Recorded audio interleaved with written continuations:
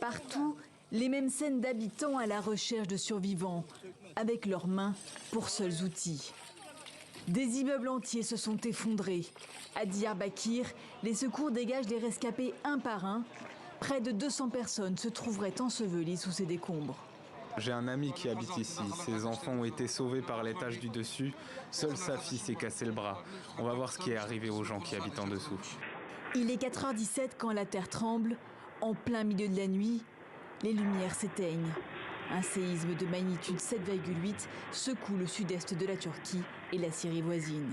Je dormais quand ma femme m'a réveillé soudainement. Le séisme était violent, très effrayant. On entendait du bruit de partout. La secousse a duré presque 2 minutes.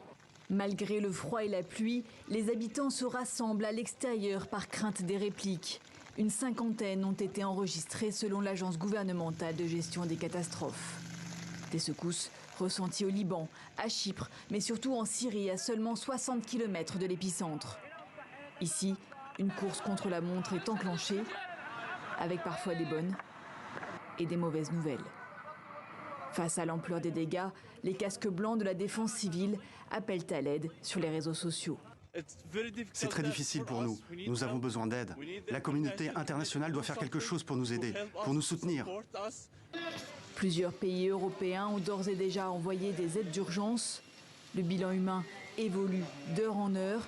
Plusieurs centaines de morts et des milliers de blessés sont à déplorer dans les deux pays. Mais les pertes pourraient s'avérer beaucoup plus lourdes. Le souvenir du tremblement de terre de 1999 au nord-ouest de la Turquie est toujours présent. Au moins 17 000 personnes avaient alors perdu la vie.